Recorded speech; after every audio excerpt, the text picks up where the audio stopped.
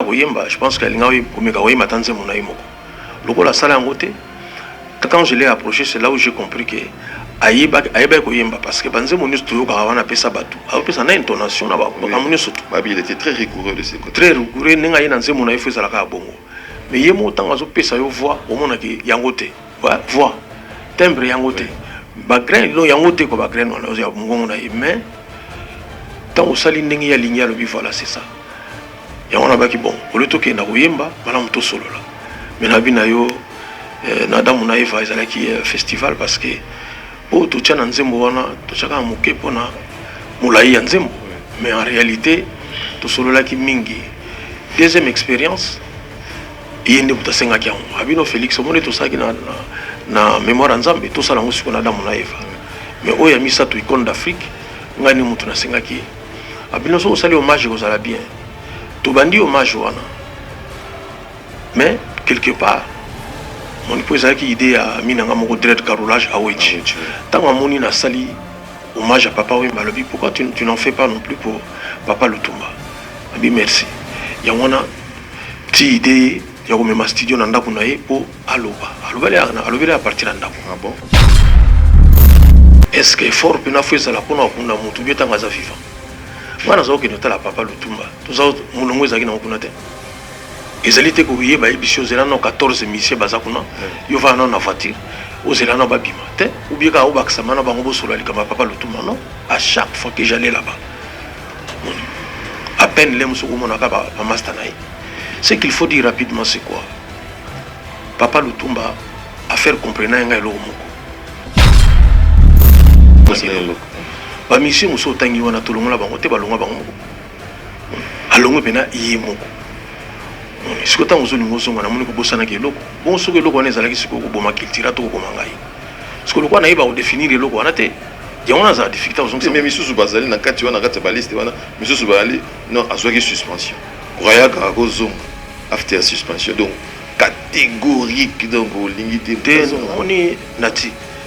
Ils n'allaient pas si mingi. Il y a un cabana moutou qui a volé un moutou. On est. Moi, on a mobile, tout. Moi, on a moi, si on volé un moutou. So boyoka na binote ozana sociani eza o déjà yokama o yebami o lobamaka déjà nga na ye na verbe so yokita ngono ya non c'est comme si o défier le Tumba.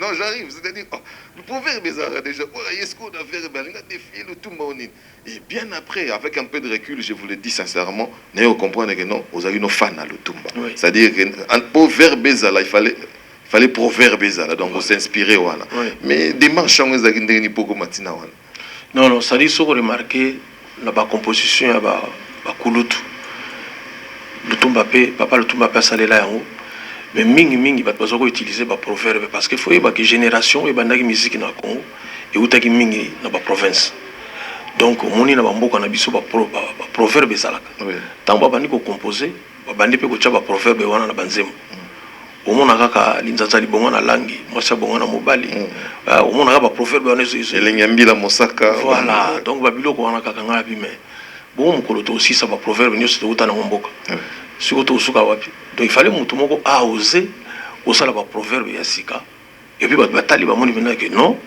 les kamalobi wana boye ya wana na ikira makambo lokola ngungi akanisa ki ba obetela maboko nzoka basulu ka ba bomai so peno fandi peno taliki oui tofana wana bangungi na biso mena to raisonna bonté parce que tant wa asoka baba kelele na ndako monzo bazolo ka baboma ya ka saba betele maboko c'est ça ka lokola mutu na vie oko ka sa pa imoko yeba okumisa onzo ka ba osekayo donc na bandaki siko ba biloko wana ti on doit comprendre que non on peut aussi faire nos propres proverbes au lieu que tout s'inspirer à kana oya kala parce que ils a limité peut-être moi peut puiser on a trop éco style voilà éco style donc yo avant-gardiste yo non toi donc créer un proverbe mais quels sont les proverbes qui ont inspiré les verbes de Wazeko? Oh bah proverbe ezali parce que bon mais ezali mingi na côté ba mindele moni quand on zotala bato lokola ba Paul Valéry zotanga bango ba Bergson Henri Bergson zotanga bato ba bato na nyusto na pour ne pas citer trop de noms au monde qui batona ba na force moko ya raisonnement alobi likamoko ozoma na place au corriger ngo ezate mais tant on a une amen voilà moni on a une musique na biso pe na écoute pe Papa Lutumba azolo ba biloko moko, ça dit que moi yo contredire ngo ezalité. J'étais très content. Mais est-ce que n'a pas début ya Wazé quoi, tout le monde ngalo bango, vous êtes parmi les rares à faire intervenir presque Batunios. Bato yo écoute la musique, c'est-à-dire dans la chanson oye oyembisi ba papa oyemba oyembisi ba madilu. J'aime d'ailleurs une phrase au lobaton oyembisi kulutu taboulé pe à son âme lobi kulutu pardon taboulé lela ponga balela kanga obeli toyi ba yo kanga na toyi modo yeso ka yembi ba yo kayo matoyi ba. Mais est-ce que dans ta démarche na ngara terme na wana mi oyembisi ba batno surtout na ototanga na mais oyembisa idole na yo ngana senti Lutumba oyembise bien en retard. Pour quelle raison? On dit yo kanso na posana mutu moko. Non ezalaki observation moko. Papa Lutumba en fait azosala banzembo azopesa batu bayemba. Donc pour penser que yembisa c'est difficile, je me demandais comment je peux faire. Tant que eloko wana yabi mais non yeto ko so na biso. Mosa moi battle wana commencer so na biso au lieu to baka ke to yemba. Parce que ce qui yemoko azaki vraiment la possibilité de yemba, je pense qu'elle n'a pas eu pour me yemba tant que mon aimoko. Le la salle en côté, quand je l'ai approché, c'est là où j'ai compris que aïeba yemba parce que banze mon studio kawana pesa batu. Alors pesa na intonation na ba kamunyo surtout. Babi il était très rigoureux de ce côté. Très rigoureux, nenga yena nze mon aïfo za la ka bongo. Mais yemo tant azo pesa yo voix au mona ki yangote. Ouais, voix. Timbre yangote. Bagrain lo yangote ko bagrain wana ozo ya mungongo na mais tant au sali ndenge ya ligne le bi voilà c'est ça.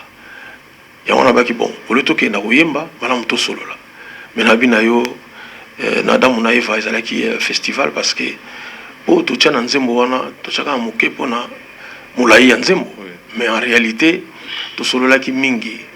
Deuxième expérience yende mutasenga kya abino Félix omone to saki na mémoire nzambe to sala ngusiko na damu na eva mais o ya misa to icône d'Afrique ngani mutu na senga ki abino so sali hommage ko sala bien. Tout bandi hommage wana. Mais quelque part, mon épouse a idée à minanga moko dread carolage à Wechi. Tant à moni na sali hommage à papa Wemba lobi, pourquoi tu n'en fais pas non plus pour Papa Lutumba? Abi merci. Ya wana ti idée ya ko mema studio na ndako na ye pour aloba. Aloba à partir ndako. Ah bon? Voilà. C'est pourquoi nous avons salué l'équipe d'Angaï, Alex Mboma, l'ingénieur. Oui, qui vraiment plongé dans le projet. C'est un garçon qui travaille dans l'orchestre. Donc, moi, donc, voilà, il a amené les studios chez Papa Lutumba. Est-ce que Papa Lutumba était à un moment donné fan de Wazeko? À un moment, c'est bien, quelque chose de mais où est le fan? Quels sont les macétions, les proverbes où le Tumba où il captive Wazeko? Ah, en tout cas, ils allaient bêler. Ils allaient bêler, mais moni, par exemple, dans Adam ou Eva. Bon, tout le baki wana siko tout ça mbanaye. Mais alors la phrase moi c'est plus sanga minga lobi. Omoni bakolo kala. Mingi bazaka na mayele na bango. Bakenda na yango. Muso yeba kale muso ndenge ya kobikisa maladie moko boye. Mais pour nous motema mabe atikeli ko laksa ngo batute. Tipa kei akena maladie na yi. Ake plutôt na mayele na yi. Mokomso ebisinga bi Félix est-ce que yebiki na sina mona moto. Azomata na nzete ya mbila na singa. Singa ka oya suki. Ah bon? Ah oui, il me semble abi singa suki kaka lugamba teme singa. Simba suki kaka ai papa matia bukimbila abi. Abi neti tipo wana. Akena na makamuna yi. Tanto ezaki astuce moka boye. Wana pour appeler ça comme kindoki. Voilà. Avec un kindoki mais magamuso ça kindoki te. Oui. Voilà, pourquoi il s'habille alors d'ailleurs ils appellent parmi les mieux placés ou en étant avec le programme parce que qui est comme moi flottant, le 24T, le 28T, c'est comment? Non, vraiment nous remercions d'abord excellence Bruno Chibala, notre premier ministre, la promptitude. Papa Koufi le 30 et le 31 déjà. C'était un samedi, mais le 31 dimanche, un bibiso déjà la primature. Voilà. Donc, à l'Aksakike, les Cambo vraiment photo, nous sommes en charge. Tout le gouvernement est en charge, mais parier. Donc, des volontés, on a touché qui sont surtout artistes et musiciens. Si Manango, ma Cambo, il y a la feu contre la ligne de dépenses. La traçabilité. Mais ils ont une population habitée, il faut que ça. Tous en a période moko ba obengango sainte, semaine sainte. Oui. Semaine oyo ya Pâques. Or ba catholique ndenge papa Lutumba sali. Ba catholique ceux qui basent na période sainte basala la messe motuté. O mutu mo akufi boto sali les messes. Il faut zela na semaine wana ici là. Donc tant calcul wana il fallait ce qu'on faire dépendre Makamunyo surtout après kaka semaine sainte. Et puis il y a voilà, Paris catholique donc. Voilà, donc on conçoit mal tout kundaye sans que basalelaye messe par exemple. Il y a un autre qui Makamunyo après semaine sainte. Donc le 28 oyo dimanche Corna Zoya. Oui. Le 28 et qui malamo on a morgue il centenaire. Les 4 et Bimi, les 5 de Tokundi. Nous allons exposer dans le palais du peuple. Oui, dans le palais du peuple. Palais du peuple, on dit bon, lelo na regretta moi aspect wana. Ming to komo ko taka palais du peuple on ka so mutakufi. Mais kala pena ils arrivent na parler pena ba concert. Voilà, il y a une date qu'on a vu il y a palais du peuple, c'est comme palais de la politique. Donc il wana ba konzila biso ba mengana obongisa likamwana. Voilà, donc au lieu de faire un cas à Matanga, donc c'est calé pour le 28 le corps de Papa Lutumba Awa et puis les 4 toi on a la nécropole kakato. Ah, la nécropole entre terre et ciel. Oui. Mais est-ce que pendant qu'on y est opposé à Mouto réfléchir ça va réfléchir et non moi que dans moins 5 années je crois 5 6 to kufisi batu ya minene je ne saurais citer les noms et comment il le voit la moi mode. Mais mode je dirais un peu onissante et désolante. Il y a au monde mutu soka kufi malamogo oh atiki liste mutu boisongo la yate. Dieu merci hémorragie on est katana avec Papa Lutumba. Banana bandi ko yoka nanya on azoka balobi ke o ayate bazolo ba o mututé. Donc azaki na batonyo so bien. Bien. Ce qui revient à dire que il faut tout barandine to gérer pendant qu'on est vivant tout comme disait notre confrère Paul Mukende aimons-nous vivants. Parce que apparemment il faut tout régler déjà quand on est vivant hein?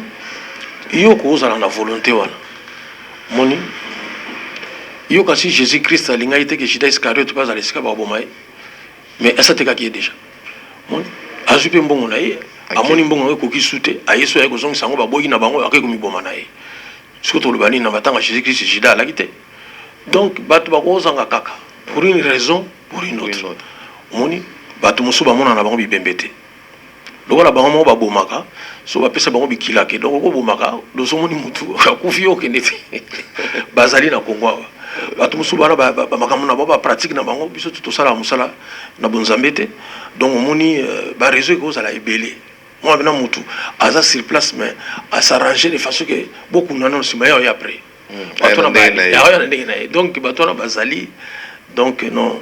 Mais non, je voulais c'est que tout ça n'est pour Makambo et si là, ok, non, les loyaux, Natilo Kola Kei, oh non, oui, Bakenano, Atika Ikutu Nano Songola Yate, Namonango, Hermosa n'a pas ça au Lélande, mais le public t'a privé, il y a au Lélande, et comme il mode, en tout cas, à travers le comportement de Papa Lutumba, était un peu biso, toi, Bandini, tu se comporter, toi, tu vas continuer à plein, à Baninga, à Banzoto, au monde, les lots, Nengezo, Kenezo, Kendepe, la bien. Oui, mais, sans raisonner, ok. Natilo Kole. Est-ce que fort pena fait ça la pona okunda mutu beta ngaza vivant. Ngana zo ke notala Papa Lutumba. Toza mulongo ezaki na okuna te. Ezalite ko yeba ebisio zela no 14 mission bazakuna. Yo va na voiture. O zela na babima te. Ou bien ka o bakisama na bango bosolo alikama Papa Lutumba non. À chaque fois que j'allais là-bas. À peine les musoko monaka ba master naï. Ce qu'il faut dire rapidement c'est quoi? Papa Lutumba a faire comprendre nga eloko moko. Elle s'est dit Félix, tu vois, bateau bazora poste ya ba politique. Bazara net ni loko moko ba politicien solo. Oui. Pour le comme on l'aime sur nzala kaka ya crise bani. Mais muto penaza na eloko wana ki politicien azara na souci ya peuple. Abi même a singa lobi même loi mboso akoma ki na mbongo eza ba politicien mto komisa ki na mbongo. C'est pareil pour Taboulé. Notre musique à l'époque ba politicien ne bazako simbango. Ils ont une volonté na bango parce que mécène parce que asa déjà na dose wana ya vouloir pour servir peuple. Tant yoki ko orchestre mo na ba difficulté automatiquement o tchalo boko na ye. Mais le voilà espèce wana comment on va de disparition. Donc ce que tu tikala bina ba politicien te mais donc ba tout mo baza wana pona kota la kara ba sikani ba ko so sikani ba ko so mbongo la population. Aya wana lobby même na suka ya bomo inae ba sister ki mingi zaki ba politicien que biso ba musicien on y pona boy ko tanga ba kombo au moins na ke ba politicien ka ande bazo ne tala ko sunga ye tous allons à la manifestation musu par exemple à 80 ans na pour ne pas citer de nom au moins kulutu na biso bo chap azalaki wana moni au moins papa le zolo bambi azalaki wana so na continue au moins na mingi zaki na ba politicien mo au moins journée wana mona ba mise pendant nous toujours briller en absence na biso ozomona et puis on dirait na yepi sous d'autres na concurrence c'est ça le problème on aki mutu to ça la sous concurrence na été bato baloba biso ba mise to sanga na raté mais loko linga sangisa biso maladie ya papa wana voilà ya lokola koko na famille azobela ata soko ki makai mais ya otika tambonga kisi ya kata otala ye donc merci mingi na ba politicien mboka misusu bolakisaki ke tamboloba ke bo voter nga ezalaka ateke pona ozo mbongo misusu bokoma nango déjà mais oza pena na souci ya peuple pe bolakisa yango à travers soutien na bino voilà ya wana na ngana profiter ko pesa mbote na ba politicien musuna yebi lokola ba atuma tubwana ba Miller Lutelo ba Papi Mantezolo vraiment ba moto lokola Derio Denis Kambai donc on va bien na kuma Derio te oui on a biso na biso quoi ya britannique on est britannique on a donc ça net makama ba judo na ba boxe quoi voilà donc Denis Kambai sénateur batu batika biso te c'est-à-dire que donc pas en vocation on a ça peuple. Voilà, ce que voilà, tout le papier m'a moins triste, mais toujours quand tout le cas moi guetté à travers la culture pays. Une très belle chanson avec Héritier Watanabe. Ah oui, merci. Boni bana no réagir sans dengue ni pour vivre dans orchestre yo papa. Azo c'est la bassa na yo moi featuring na kata mouvement yo bengi no mutalibanda. Comment ils ont pris ça? Non, bah c'est pelé makasi. On est quitter la pays sur la famille. Donc bah c'est pelé makasi vraiment non héritier. Kuta tikela biso exercice kuna. Pour ce qu'on va voir, il y a c'est un problème. Donc, et les choix d'héritiers, où tu es là, parce que bon, ils sont bien, mais non, il faut l'héritier. Oui, au moins, naturel collé pour combattre 1000, il faut qu'on en ait un. On ne peut pas avoir 0, 1, 2, 3. Ça dit qu'ils allaient, garçon moko a touché un ami dans comportement naïe. N'a pas fait les papa, héritier était là. Na ko fait le musicien moko Dolce héritier ko toye même dans orchestre na eko beta en parlant de la mort de mon père même Jibem Piana azalaka wana a beta dans orchestre na je salue mon frère là où il est donc dans la kanisa ka mingi na phrase au temps surtout soit le catholique soyons sérieux maman na kanisa Jibé donc soyons Jibé quoi voilà soyons sérieux donc na kanisa ka mingi na yango alors héritier azana ngai na mama kamwana na bimisi livre présentation, vernissage. Il est là. Même papa le Tumba, malgré qu'il y a des difficultés au Tambola. Mon niveau, tout comme il y a bolingo. Donc, quand on a mon héritier, jour on a le vernissage, on a d'abord ma cambo, soit ma yelo, aïkaka. Oui, que tant qu'on pour dédicacer livre naïe, naïe c'est tout ça la fitiringa. Abivé dans après. Alors l'idée est partie. Il est parti par là. Au moni mutazolandayo, azosalandayo, et si quand nous surtout, ils ont une présence ya bateau. Moni, tant on a mon héritier, ici Kazali, vraiment, Zamba Sungaï, toi, la période à Pâques, vraiment, mon a contrairement à Nayo Karabato, t'es soit Zarabo Bonaboy. Oui, problème sous la vie à la Ndéni. Moni, mon tout monde ça la bino bongo parce que bino peut bosa bongo. Donc, moni, tellement bosa compliqué, donc ça la bino bongo. Ça la bino bongo. On a ôté moutona Zaraboy. Yon dimi penake Hitler. Oto ibai pena ka bomba ngabatu même so ko mina ndako nazo bomana bana te aibe ke oyo bana te fona me ba ngana onda tala ba image ya Hitler azu pena mwana ne ayambi abwaki likolo ayambi dans un côté humain azana côté humain mais soki siko bokomi na makambo siko mususu bomona mina ke siko héritier azabongo c'est un garçon na vani na c'est difficile nazo na problème te et j'espère que nazo na problème te voilà mais tout beta siko li selon on en a mouvement. On a aussi coupé na bateau, je ne saurais citer des noms. On a fait rigueur car à l'ongolang.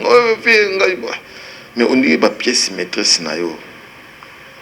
Bah depuis rigueur il y a école catholique et l'équipe. Musicien no mo vous savez c'est le mot avi es grave pena na le collège le belangai. Il y a zavi na biso oyo. Abandé musique na galère te abandé on a porté des films batité moi zo mona ba réalité mususu te pour ceux qui rigueur et l'équipe donc to bondeli ti soko le bio kendo ke uzuzung sa mutema simate na bana na ebele na otanga bakombo ate oui on a raison on a raison ça dit que moni nati lokole yoza journaliste monene ya mboko moni elo na koloba à chaque fois dans le banc même na verbe soko moni mutu aboyi yo akei sima ko muluka bozonga na c'est ce que abosana kelo ba mission muso tangi wana tolongola bango te balonga bango moko alongo pena iye moko siko tango zo lingo songa na moni ko bosana keloko bon soko eloko wana ezalaki siko ko boma kiltira to ko boma ngai siko lokwa na iba o définir eloko wana te yango za difficulté ozonga mais misusu bazali na kati wana kati ba liste wana misusu bali non azwaki suspension koya ka ko zonga after suspension donc catégorique donc lingité moni nati ezalaka pasi mingi ya okabona na mutu ki ya kolinga mutu moni mwana mobali ya to mwana mwasi okolinga mutu so boyoka na bino te ozana souci ni ndenge ozana souci ndenge ozana avion te et c'est ça déjà souci dans la mungi pena vraiment hélicoptère vraiment ozana mukoni na chango kaso ochango mais ce qui carna yo mon ozana possibilité ko songo so ki komi na problème au mona menaki non a car donc mingi bazali wana balongwa donc décision on a mon ango muta so décision bana mutuke tout ça sont ensemble été en tout cas on préfère aller muso na tirer ça la yango kinga na loba yango moni mutu lokola pichu concorde pour ne pas citer mon abatu mon chien vola aza musika kuna na poto la dimi yembe basé belé wana bakenda poto mais basé la kinini to uti Olympia to zongi si mabakena ndenge na bango makao poto avec un problème de toi qui na poto ti ayo mo ibika kana mutu passé ichama ti chama na poto nazo ebisa yo avant to voyager sac na ngai na simbaka wana na aéroport mozolu ka ba memela donc ça dit que batu ne bazo wela ngo boko makana roisi boko memango yo moko pour ali problème banaka na roisi wana pourtant on va ni même sac président bozo mona te wanga mo déjà ali bobe banaka boka banaka na aéroport wana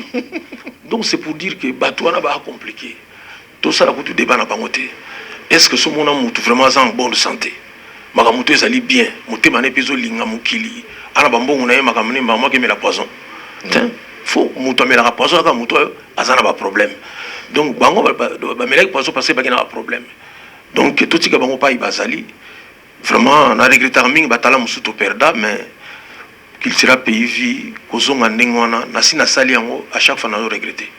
Ah bon? Oui. Voilà, on va sauter cela pour passer à autre chose. Nous allons bien sûr parler toujours des cultures pays-vie, mais il y a quand même une dépêche à notre possession parlant du festival Papa Wemba Forever. Donc vous tous qui aimez Papa Wemba, retenez très bien à partir du 22 avril, dans le couloir Madiankoko avec Sidney Poitier et son fils. On devait normalement vous balancer les spots, mais nous allons passer à la commerciale pour cela. Donc Monica pourrait poser ce problème. Du moins, donc, 22 au 28, il y aura encore le festival Papa Wemba Forever. Et je vous rappelle que ce sera la 3e édition, parce que le 24 avril, Papa Wemba va totaliser 3 ans depuis sa disparition. Et nous portons à la connaissance de tous, donc le 22, le 28, il y aura ces festivals. Et félicitations à mon jeune frère qui est devenu DG des Shalom Télévision au niveau de Lubumbashi, donc Gift Madia.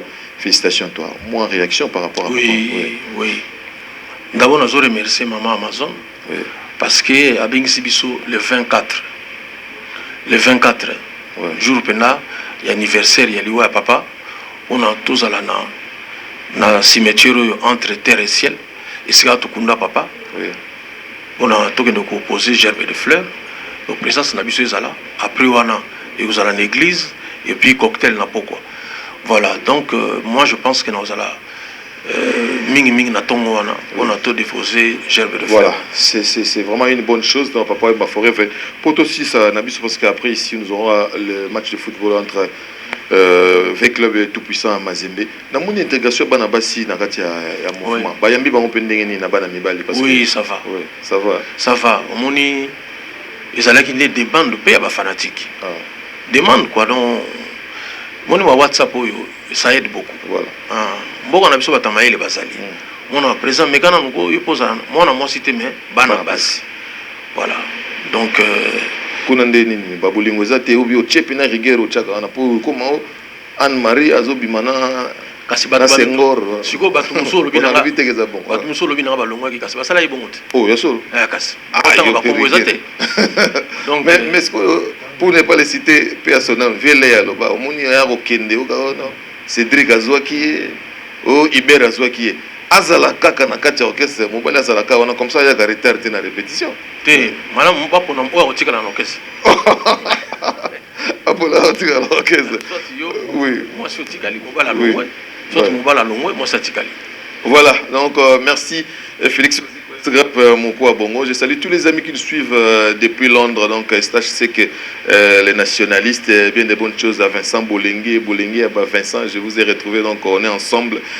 Merci donc à Pangasoudi Mishpa, bien des bonnes choses donc à vous qui nous suivez.